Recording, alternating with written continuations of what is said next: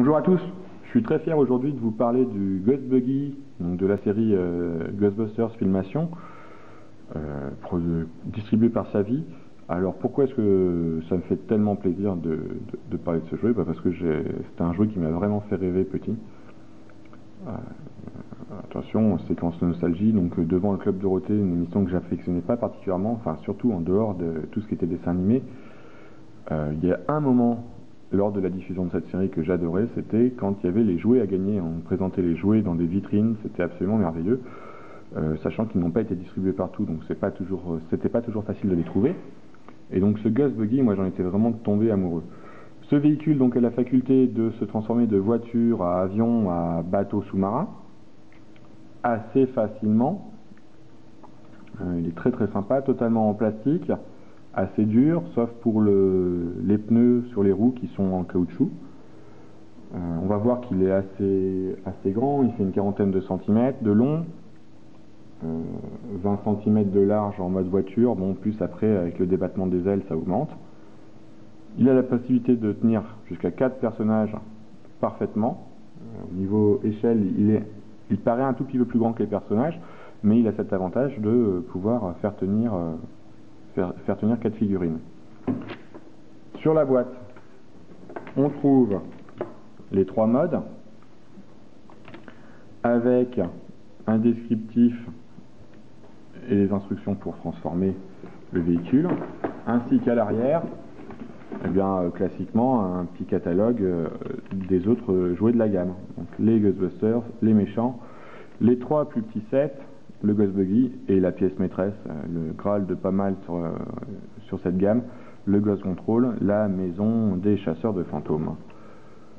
Alors je vous propose dorénavant de regarder la suite. Allons voir ce que ça donne sur le véhicule lui-même. Alors commençons par le mode voiture. Donc on voit ici les 4 roues avec des pneus en caoutchouc dont j'en parlais qui sont éventuellement ôtables, donc une bonne couche de caoutchouc, des roues transparentes. Pourquoi transparentes? Parce que normalement c'est une vieille voiture avec des roues à rayons. Donc je trouve que l'idée de mettre un disque transparent sculpté pour symboliser les rayons fait plutôt bien son effet. Ça remplit son office sans problème. À l'avant, on trouve un radar à fantôme, des phares qui présentent une vitre, c'est assez sympa. On peut imaginer tout à fait que quelqu'un qui s'y connaisse puisse illuminer l'engin. Donc des klaxons de chaque côté à l'ancienne, une vitre absente, hein, elle symbolise simplement, et puis à l'arrière un coffre. Alors ce coffre peut tout à fait être ouvert, il suffit de déclipser et basculer. Il peut être ôté, bon il a peu d'intérêt en fait pour jouer. Le seul avantage c'est que on peut tout à fait y ranger les éléments supplémentaires. On va voir tout de suite. Voilà. Dans ce coffre, on range les éléments supplémentaires. Donc quand je vous disais qu'on pouvait facilement mettre 4 personnages, en voici un.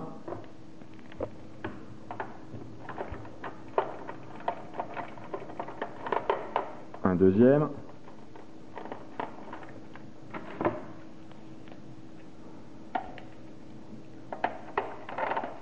Trois.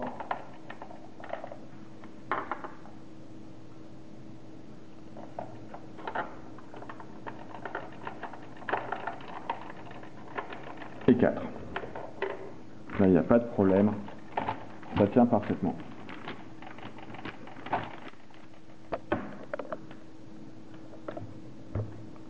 Bon, ce qui va être intéressant surtout, c'est de voir les autres modes. Bien, allons-y. Je vous montre la transformation une première fois pour changer de l'un à l'autre. Je ne le ferai pas dans l'autre sens, parce qu'on va voir que c'est assez fastidieux malheureusement. C'est pas du masque, c'est pas en appuyant sur un bouton que ça se transforme. Pour passer de la voiture à l'avion, je vais commencer par ôter la calandre à l'avant, qui cache la tête de l'avion. Vous voyez que la tête du fantôme là change de forme pour devenir le nez de l'avion. Il faut repulser assez fortement la tête. Donc, il ne faut pas avoir peur, hein. Ça peut paraître cassant, mais c'est assez solide. En jetant un œil sous le véhicule, on aperçoit ce qui va devenir les ailes et la queue. Je peux tout de suite déplier la queue de l'appareil. Pour ce qui est des ailes, je fais pivoter les essieux des roues, mais jusqu'à... Voilà. Une fois déplié, il y a un petit cran, une petite encoche qui va permettre aux ailes de rester en place. Là, on a déjà l'allure générale de l'avion, il n'y a plus qu'une chose à faire, c'est qu'on peut augmenter, sortir le train d'atterrissage, lui donner une position de vol, en vol ou d'atterrissage, très simplement, donc en relevant la voiture. Vous voyez que ici, on a une petite cheville en plastique qui va venir se placer dans les différents trous du train à l'intérieur. Alors, essayer de placer les deux en même temps. Alors, ça permet quoi? Assez simplement, voilà, de donner différentes positions à l'appareil, plus ou moins penché, plus ou moins haut. On va passer au sous-marin, qui va être encore beaucoup plus simple à transformer. Avant de passer au sous-marin, je voulais vous montrer donc cette deuxième position pour la voiture, qui va permettre de passer dans des passages beaucoup plus étroits. Une position pas très originale, qu'on a eu l'occasion de voir et avant et après. Ça fait un peu gogo gadget aux jambes. La gadget mobile peut faire ce genre de choses. Le taxi dans Qui veut la peau de Roger Rabbit également, même si ça, pour le coup, c'est postérieur. Mais c'est assez rigolo à voir. Ce qui me fait penser que c'est surtout un véhicule, maintenant quand je le vois, autant, souvent, je vous présente des jouets avec lesquels j'ai envie de jouer, autant celui-ci, vu la complexité de chaque mouvement pour passer d'un mode à l'autre, j'ai surtout envie de l'exposer. Il est un peu grand pour ça, hein. Alors, pour passer en sous-marin, je vais ramener donc les roues ici. Et ici, je les fais pivoter très simplement sur leur axe. Je peux poser le véhicule. Maintenant, il est prêt. Il me reste simplement à placer les deux éléments qui peuvent aller dans le coffre pour ne pas être perdu.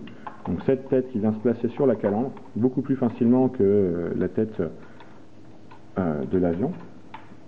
Des petits ailerons à ressortir. Voilà, à l'avant. Ainsi qu'un périscope. Voilà. Et donc là, on a le mode avion sous-marin, bateau sous-marin.